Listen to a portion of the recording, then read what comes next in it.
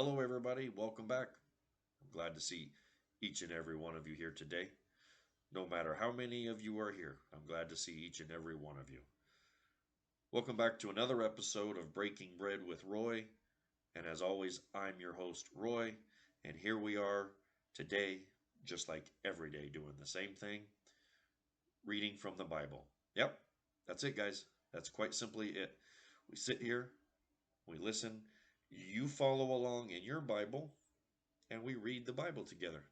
That's it, guys. I know, pretty simple, but it's very effective for me.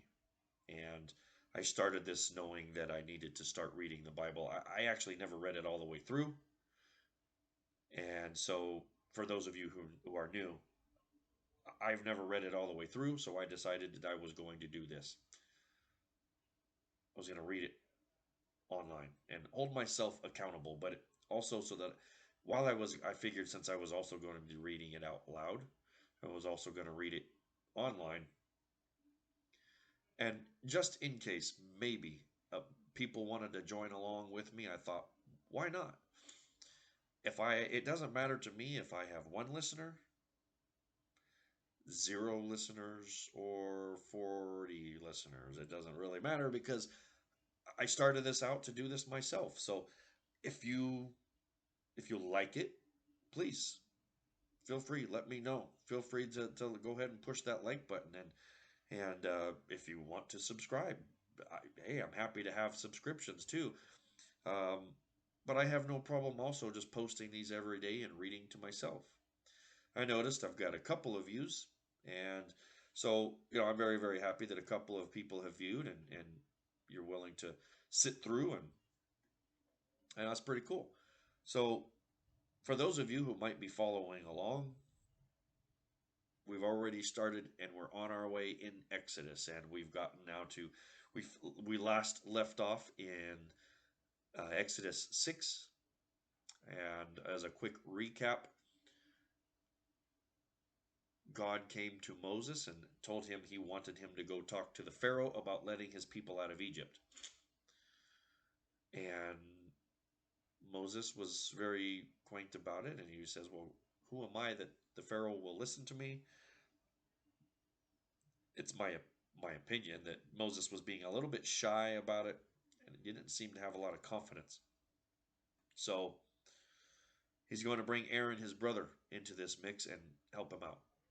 And that's pretty much the gist where we're at.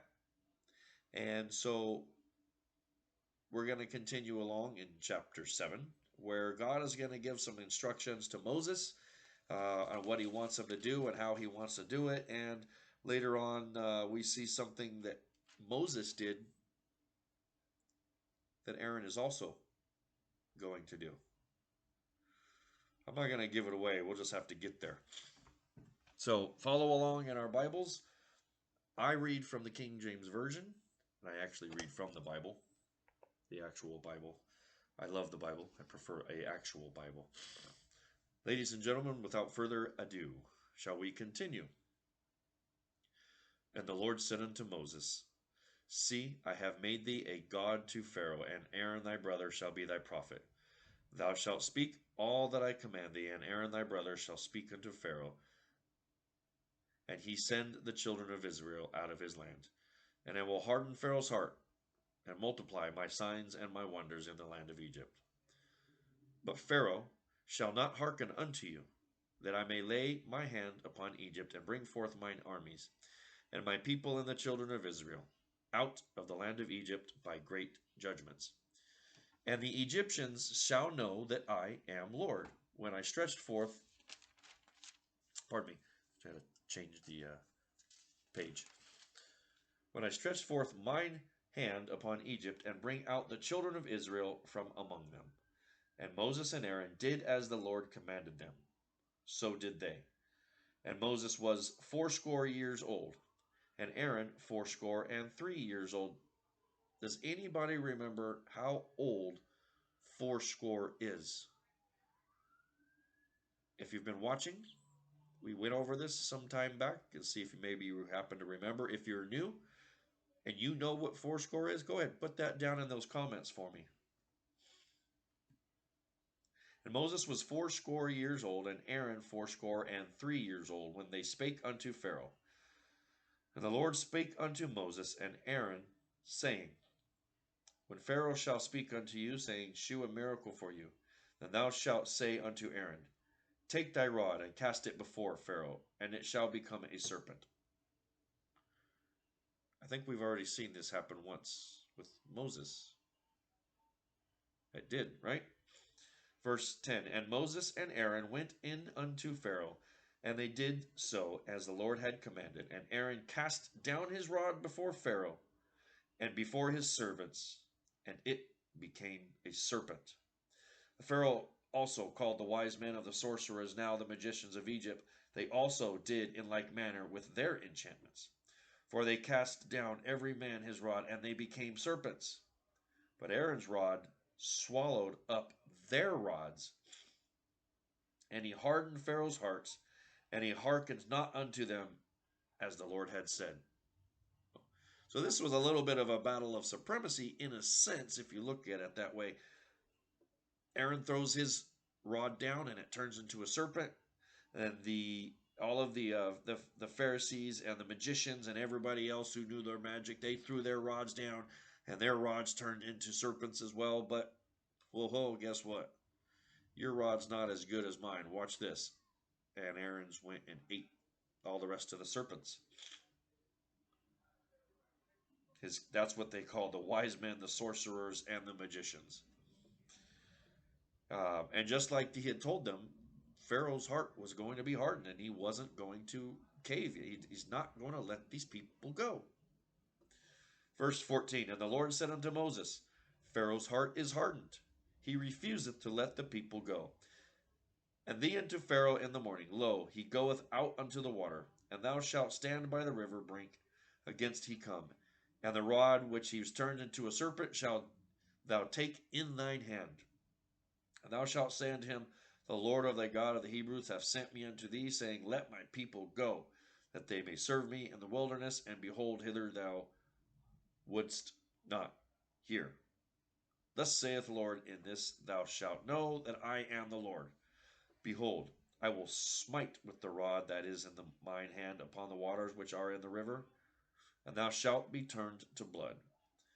And the fish that is in the river shall die, and the rivers shall stink, and the Egyptians shall loathe to drink all the waters of the river. And God's telling him, he says, okay, he's going this time. You're going to go ask him again. This time we're going to turn all the waters to blood, and the fish are going to die. Everything's going to stink.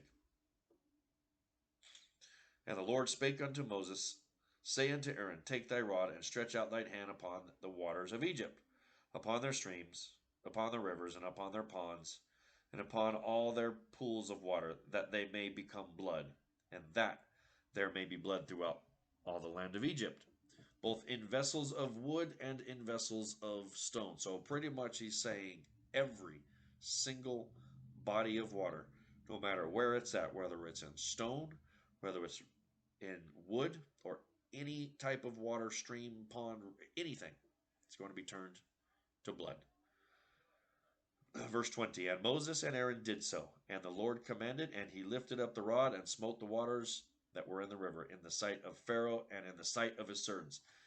Very important. He did this with Pharaoh and the servants looking on. It wasn't as if they walked away and then, boom, they did it. God wanted Pharaoh and the servants to all to see that, hey, we're doing this before you. We want you to see that we're doing this. You won't let the people go. You must see this. And it was very, very important that Pharaoh saw them doing it. So we continue. And the fish that was in the river died, and the river stank, and the Egyptians could not drink of the water of the river, and there was blood throughout all the land of Egypt. And the magicians of Egypt did so with their enchantments, and Pharaoh's heart was hardened. Neither did he hearken unto them. And the Lord had said, And Pharaoh turned and went into the house. Neither did he set his heart to this also. And all the Egyptians digged round about the river for water to drink, for they could not drink of the water of the river. And 7 days were fulfilled after that the Lord had smitten the river. Pharaoh. Stubborn guy, right? I mean, he just does not want to budge. Moses and Aaron did what God told them to do, stretched out their wands, and now all the waters over Egypt are just contaminated with blood. They are blood. They're not contaminated with blood, they are blood. And 7 days of this. And I mean, talk about stubborn. That's pretty stubborn, right? Pharaoh just does not want to give in. Now, this is the second issue, right? So that's the end of chapter 7. Let's continue on this little issue with the stubborn Pharaoh who doesn't want to be told what to do, right? He doesn't want to be told what to do. Let's continue along with 8, where we're going to have a plague come over Egypt now. This one's going to be fun. It's going to be rather interesting, this little plague that's about to happen. All right, let's continue. Chapter 8. And the Lord spake unto Moses, Go unto Pharaoh, and say unto him, Thus saith the Lord, Let my people go, and they may serve me. So it's very important that we know that Moses is saying, The Lord is telling you, not me. And Moses is saying, when he says, Thus saith the Lord, it's Moses saying, The Lord wants you to do this by his authority, not mine. And that's his way of conveying God's authority. And if thou refuse to let them go, behold, I will smite all thy borders with frogs. Here we go. Round 3, right? And the river shall bring forth frogs abundantly, which shall go up and come into thine house, and into thy bedchambers, and upon thy bed. Nah, I'm okay with that. I don't want any frogs in my bed. I don't know if you do, but I don't want any frogs up in my bed. And into the house of thy servants, and upon thy people, and into thine ovens, and into thy kneading troughs, and the ovens. Frog legs for dinner, anybody? No, thanks, right? And the frogs shall come up both on thee, and upon thy people, and upon all thy servants. And the Lord spake unto Moses, say unto Aaron, Stretch forth thine hand with thy rod over the streams, over the rivers, over the ponds, and cause frogs to come up upon the land of Egypt. And Aaron stretched out his hand over the waters of Egypt. The frogs came up and covered the land of Egypt. I mean, Pharaoh, come on, guy. You really going to be this stubborn now? First blood, now frogs. Come on, guy. I mean, that guy's got some ego. He just won't quit. Anybody know somebody like that? It's got to be frustrating to see. We just have to pray for them. And Aaron stretched out his hand over the waters of Egypt, and the frogs came up and covered the land of Egypt. And the magicians did so also with their enchantments, and brought up frogs upon the land of Egypt. When Pharaoh called for Moses and Aaron and said, Entreat the Lord that he may take away the frogs from me and from my people, and I will let thy people go, and they may do sacrifice unto the Lord. I think we get it. The frogs did it. The blood and the frogs, but apparently Pharaoh says, okay, let them go. Get rid of the frogs. I'll let your people go. That's what he's saying. He's tapping out. Or is he? And Moses said unto Pharaoh, Glory over me, when shall I entreat for thee, and for thy servants, and for thy people, to destroy the frogs from thee and thine house, that they may remain in the river only? And he said, Tomorrow. And he said, so he's asking, he says, if we get rid of all the frogs, will they remain in the rivers only? And he said, Tomorrow. And he said, Be it according to thy word, that thou mayest know that there is none like unto the Lord our God. He's saying that God will keep his word. There won't be any more. And the frogs shall depart from thee and from thy houses, from the servants and from thy people, and they shall remain in the rivers only. God keeps his word as long as you do. He's saying God keeps his word, because if you let his people go, then the frogs will be gone. So God will keep his word, right? If the Pharaoh plays his part and lets the people go. Number 12. And Moses and Aaron went out from Pharaoh, and Moses cried unto the Lord because of the frogs which he had brought against Pharaoh. And the Lord did according to the word of Moses, and the frogs died out of the houses, out of the villages, and out of the fields. Frogs are gone, folks. And they gathered them together upon heaps upon the land, and the land stank. But when Pharaoh saw that there was respite, he hardened his heart and hearkened not unto them, and the Lord had said, as the Lord had said, come on, Pharaoh. Are you kidding me? He's just pushing the waters. He's just pushing the button. I mean, blood in the waters, right? Fish dead. So now he brings frogs. All the frogs die, and they got them all stacked up. Only knows how long that took. And now all these frogs are starting to stink. And Pharaoh goes, nah, it's cool. You think he's going to learn, right? Well, let's find out if he learns. And the Lord said unto Moses, saying to Aaron, stretch out thy rod, and smite thy dust of the land, that it may become lice throughout the land of Egypt. Suddenly I got a little itchy. Lice. I think I got the heebie-jeebies from the lice, right? And it became lice, and they did so, for Aaron stretched out his hand with his rod and smote the dust of the earth, and it became lice in the man, in the beast, and in the dust of all the land became lice throughout all the land of Egypt. No, thank you. Blood, frogs, lice, come on. And the magicians did so with their enchantments to bring forth lice, but they could not. So there were lice upon the man and upon the beast. Then the magicians said unto Pharaoh, this is the finger of God. So now the magicians are saying, we can't do this, Pharaoh. This is beyond even us. We can't do this, Pharaoh. This is the hand of God. And the magicians, because magic is the hand of Satan, it's the work of Satan, and the magicians are standing back saying, we can't do this. This is the hand of God. The magicians said unto Pharaoh, this is the finger of God. And the Pharaoh's heart was hardened, and he hearkened not unto them as the Lord had said. Pharaoh. Guy. Huh. And the Lord said unto Moses, rise up early in the morning, and stand before Pharaoh. Lo, he cometh forth to the water, and say unto him, thus saith the Lord, let my people go, and they may serve me. Else thou wilt not let thy people go. Behold, I will send swarms of flies upon thee, and upon thy servants, and upon thy people, and upon thy houses. And the houses of the Egyptians shall be full of swarms of flies, and also the ground whereon they are. No, thank you.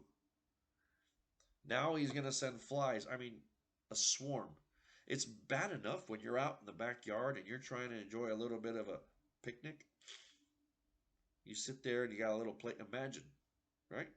Imagine a swarm. They don't even have fly nets, and that's what forget it. I'm tapping out at this point. I'm done.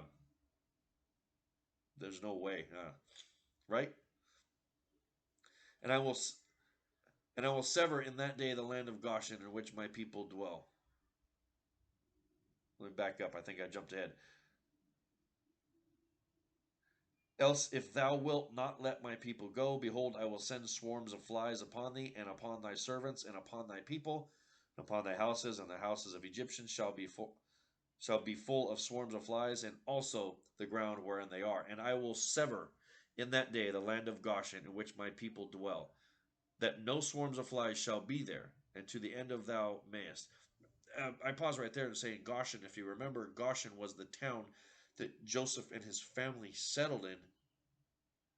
You remember when Joseph finally revealed himself to his brothers, right? And then that's now where generations begin in Goshen in the land of Egypt, which is where Joseph's family, where Moses ultimately came from. And I will sever in that day the land of Goshen, in which my people dwell, that no swarms of flies shall be there. So God is protecting Goshen, but everywhere else, in which my people dwell, that no swarms of flies shall be there. And to the end thou mayest know that I am the Lord in the midst of the earth. And I will put a division between my people and thy people. Tomorrow shall this sign be. And the Lord did so, and there came a grievous swarm of flies into the house of Pharaoh, and into his servants' houses, and into all the land of Egypt.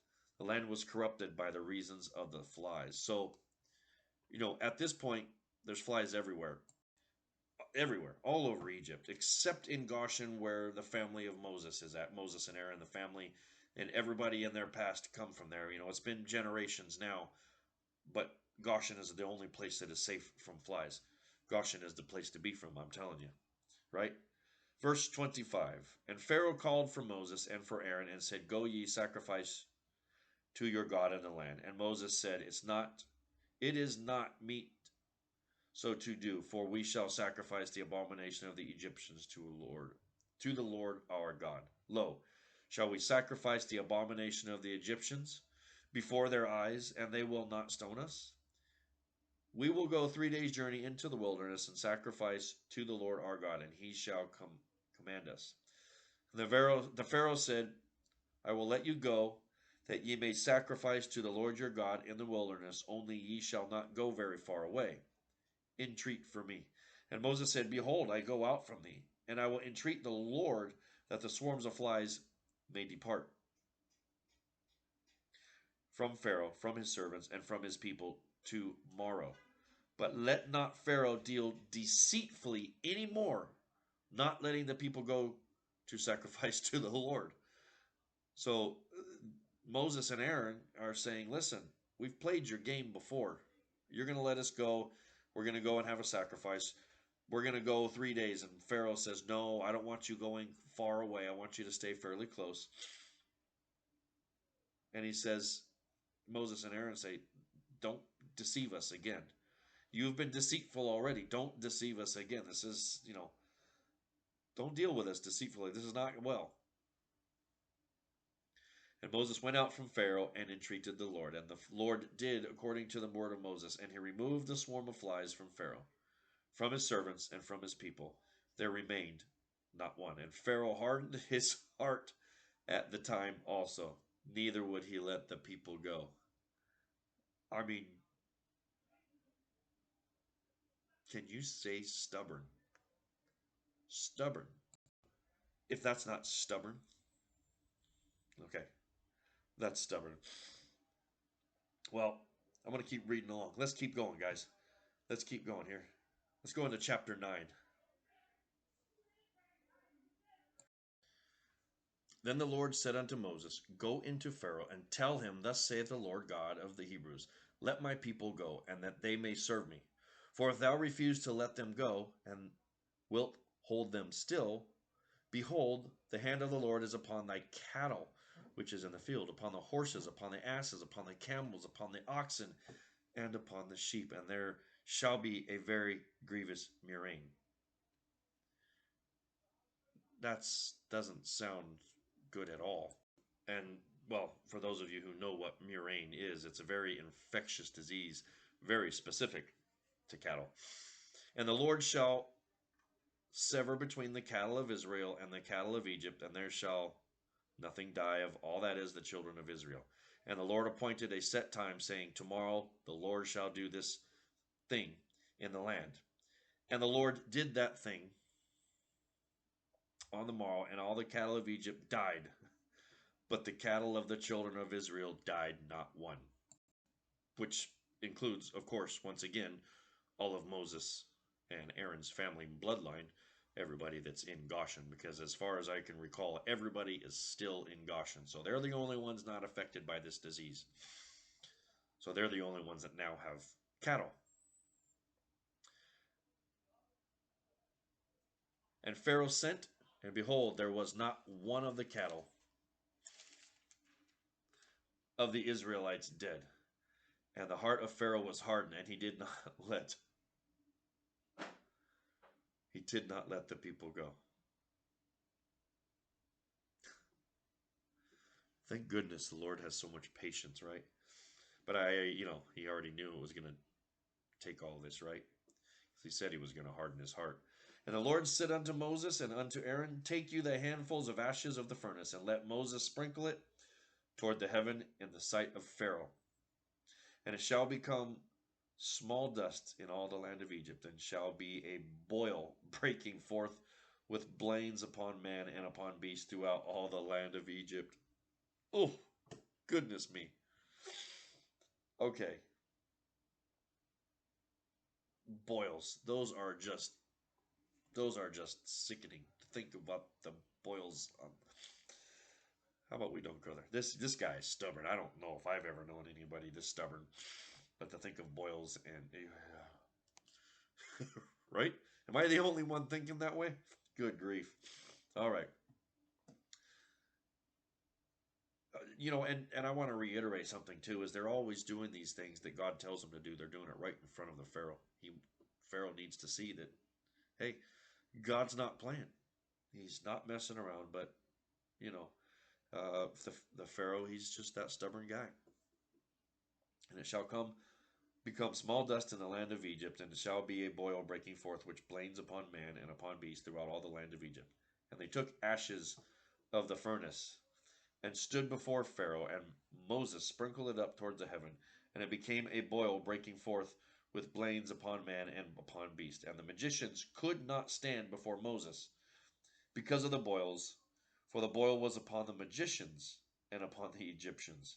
And the Lord hardened the heart of Pharaoh, and hearkened not unto them, as the Lord had spoken unto Moses. Verse 13. And the Lord said unto Moses, Rise up early in the morning, and stand before Pharaoh, and say unto him, Thus saith the Lord God of the Hebrews, Let my people go, they may serve me. For I will at this time send all my plagues upon thine heart, and upon thy servants, and upon thy people, that thou mayest know that there is none like me in all the earth. For now I will stretch out my hand, and I may smite thee and thy people with pestilence, and thou shalt be cut off from the earth. Whoa. I think at this point God is going to tell him, God's laying down the law now. I think he's going to smite you from the earth. Yeah, it sounds like he's pretty serious now, right? And in very deed for this cause have I raised thee up, for to shew in thee my power, and my name may be declared throughout all the earth. And yet exaltest thou self against my people, and thou wilt not let them go? Nope, not yet. Pharaoh's been stubborn all the way. Well, verse 18, shall we? Behold, tomorrow about this time, I will cause it to rain a very grievous hail, such has not been seen in Egypt before the foundation thereof, even until now. Send therefore now, and gather thy cattle, and all that thou hast in the fields, upon every man and every beast which shall be found in the field, and shall not be brought home. The hail shall come down upon them, and they shall die. And he that feared the word of the Lord amongst the servants of Pharaoh made his servants and his cattle flee into the houses. So, very important to say right now, some people are actually starting to fear God now. They're starting to realize God's not playing around. So those who actually feared him, they moved their cattle into the homes. And he that regarded not the word of the Lord left his servants and his cattle in the field. Yeah, well, we know what's going to happen there, right? And the Lord said unto Moses, Stretch forth thy hand towards the heaven. There may be hail in the land of Egypt, upon man, upon beast, and upon every herb of the field, throughout the land of Egypt. And Moses stretched forth his rod toward heaven, and the Lord sent upon thunder and hail, and the fire ran along upon the ground, and the Lord rained hail upon the land of Egypt. There was hail and fire mingled with the hail, very grievous, such as there was none like it in all the land of Egypt since it became a nation. And the hail smote throughout all the land of Egypt, all that was in the field, both man and beast, and all the hail smote every herb in the field, and brake every tree of the field. Only in the land of Goshen, where the children of Israel were, was there no hail.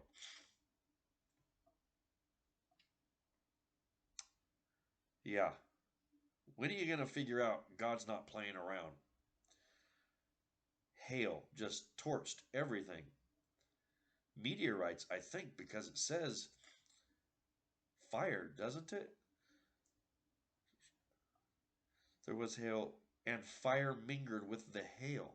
So when fire mingled with the hail, it's almost as if it's like a meteor shower, kind of like. That's what I'm picturing. I'm not saying I don't want to say that's what it is, but that's what I'm picturing, a meteor shower. Wow. No more yuckies. We're just going straight to the fire hail, right? 25, verse 25. And the hail smote throughout all the land of Egypt, and all that was in the field, both man, beast, and the hail smote every herb in the field, and brake every tree. Breaking every tree. I mean, God is not playing around.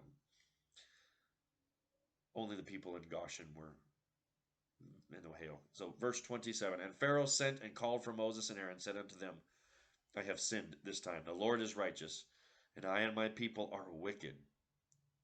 Entreat the Lord, for it is enough. And there will be no more mighty thunderings and hail, and I will let you go, and ye shall stay no longer. Right, Pharaoh. We've heard this before, but let's hope he's telling the truth this time. And Moses said unto him, As soon as I am gone from the city, I will spread abroad my hands upon the Lord, and all the thunder shall cease. Neither shall there be any more hail, that thou mayest know how that the earth is the Lord's. But as for thee and thy servants, I know that ye will not fear the Lord God. And the flax of the barley was smitten, for the barley was in the ear, and the flax was boiled. But the wheat and the rye were not smitten, for they were not grown up. And Moses went out of the city from Pharaoh, and spread abroad his hands upon the Lord, and the thunders and hail ceased, and rain was not poured upon the earth. And when Pharaoh saw that the rain and hail and thunders were ceased, he sinned yet more and hardened his heart. He and his servants, and the heart of Pharaoh was hardened, neither would he let the children of Israel go. The Lord has spoken by Moses. What? Are you kidding me? Pharaoh.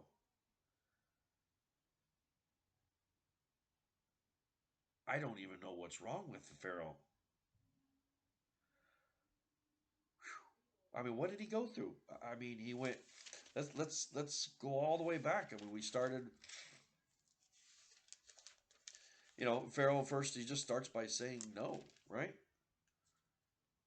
Uh, little show of force, and Aaron's rod becomes a serpent, eats the other the serpents. The rods of the magicians, and they tried to enchant the same thing. That was number one. The plague of blood in the river and all the water. We had the plague of frogs. That's getting kind of right. Then we got flies. Still doesn't. Okay. Plague of cattle. All the cattle died. And we got the boil. I mean, can it get worse? At this point in time, I mean, if that wasn't enough, you had to go through all of that. And then, like I told you, it's my envision of like a meteor shower. We go through a meteor shower, and you still are saying no? I think he just does. I think he just. I don't. I can't imagine why he's just so reliant upon the Israelites. He just doesn't quit. I mean, the guy has got to be something wrong with him, right? So that's the end of chapter 9. Let's continue on. We'll continue on to chapter 10. Why do I have this strange feeling that we're not done with Pharaoh yet? And the Lord said unto Moses, Go unto Pharaoh, for I have hardened his heart and the heart of his servants. Yeah, we're not done. That I might shew these my signs before him, show these signs before him, and that thou mayest tell in the ears of thy son and of thy son's sons what things I have wrought in Egypt, and my signs which I have done among them, that ye may know that I am the Lord.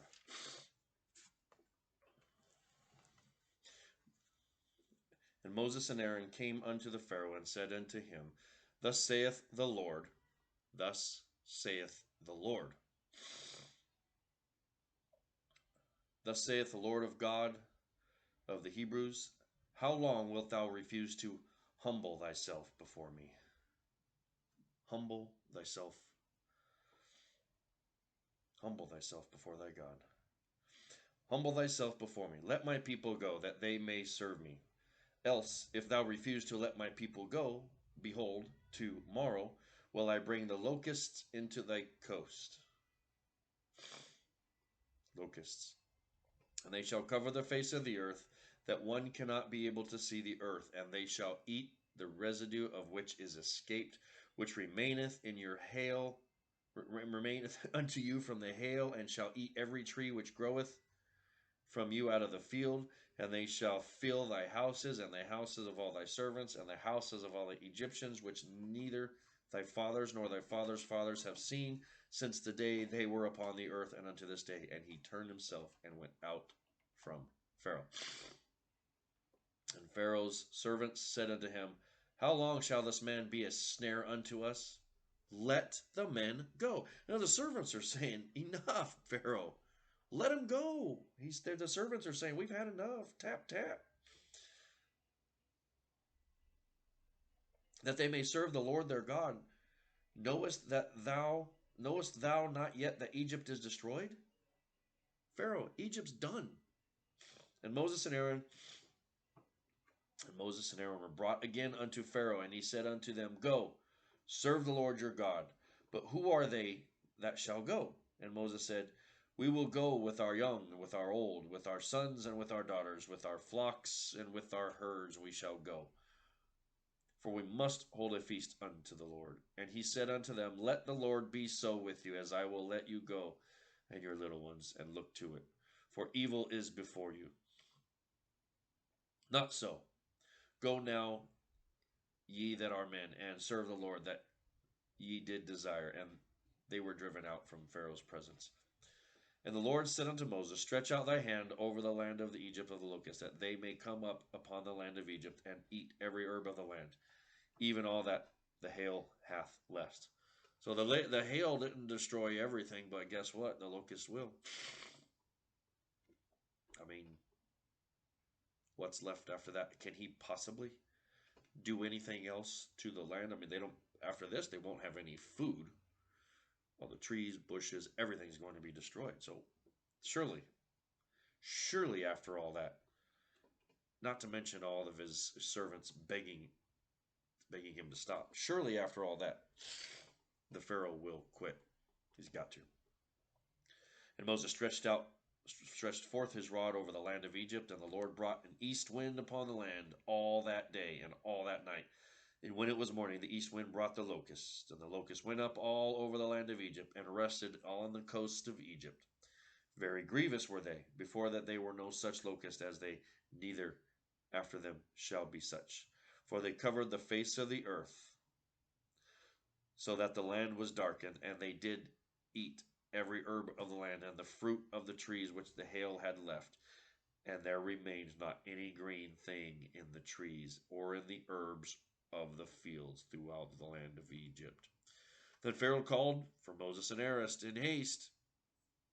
We've heard this story before.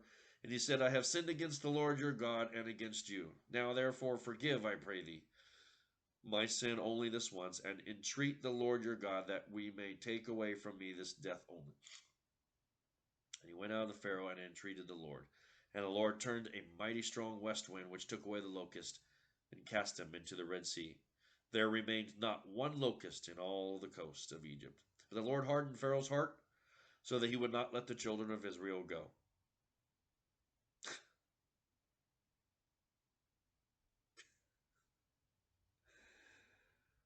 Oh, Pharaoh.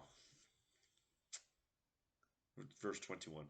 And the Lord said unto Moses, Stretch out thine hand towards heaven. Stretch out thine hand towards heaven, and there may be darkness over the land of Egypt, even darkness which may be felt. I don't know what kind of darkness you can feel unless it's made very, very cold. I'm not sure, but the Lord said it. So whatever, however, they felt it, right?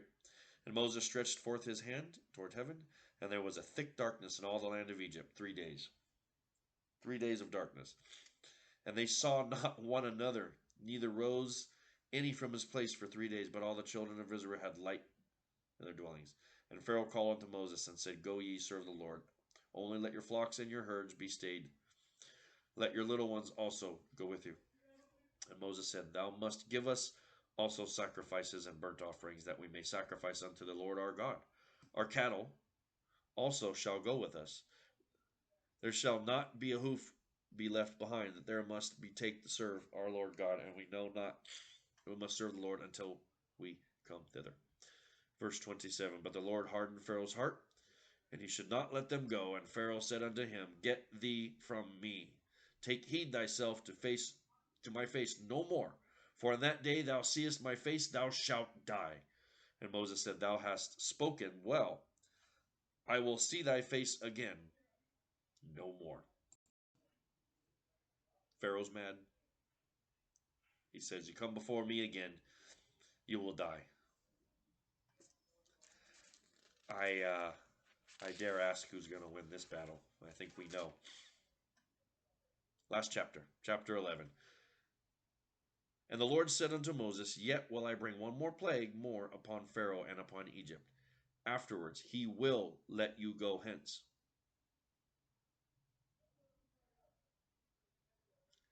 Then he shall let you go. He shall surely trust you out hence altogether.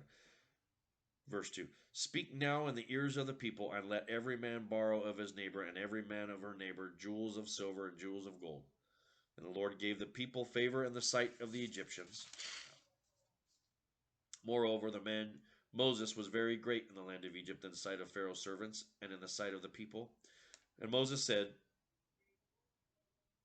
Thus with the Lord about midnight will I go out into the midst of Egypt. And all the firstborn in the land of Egypt shall die, from the firstborn of the Pharaoh that sitteth upon his throne, even unto the firstborn of the maidservants that is behind the mill, and all of the firstborns of beasts. And there shall be a great cry throughout the land of Egypt, such as there was none like it, nor shall like it any more. But as if he wasn't serious during the hail, Pharaoh's got to get the message. Every firstborn, everything, man or beast, every first thing is going to die.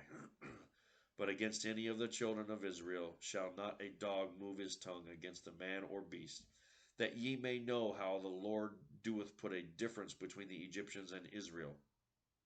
And all these thy servants shall come down unto me and bow down themselves unto me, saying, Get thee out of the people that follow thee, and after I will go out. And he went out from Pharaoh in a great anger. And the Lord said unto Moses, Pharaoh shall not hearken unto you, that my wonders may be multiplied in the land of Egypt. And Moses and Aaron did all these wonders before Pharaoh. And the Lord hardened Pharaoh's heart, so that he would not let the children go out of his land.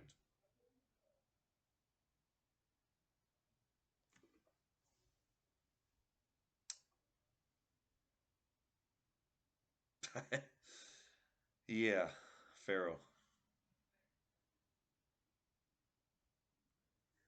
It's been a wonder. I've been enjoying this very, very much today, everybody. It's been an interesting story, and you know, when you read the Bible, there's more to it than just what we're reading. But for the sake of what we're doing here, we're just going to read through it, right? We're not going to analyze these things as to the whys, and maybe that's for a different channel. Who knows? But as for now, we're just going to go through this, and I want to thank each and every one of you who watched this and joined me. And if you do like these videos, please feel free to press that like button. And if you want to subscribe, sure, I'd be grateful for that. I don't mind continuing to read to myself. Look forward to each and every episode. I guess it can be considered when we got these stories that we kind of go through, and it does help when we're reading and we try to place ourselves, envisioning all that. So if you come to join us next time, we're going to start on verse 12. If there's anything you think I could do to make this different, make it better, please let me know, guys. Put any comments in there. What was your worst, or what was the plague you thought was the worst? Personally, I gotta say the boils. That was the worst for me. The boils were the worst. Let me know what you think, guys. We'll see you next time. God bless you. Don't forget to spend some time reading and praying to our Heavenly Father. Reading the Bible and praying to our Heavenly Father. God bless you guys. Have a great day.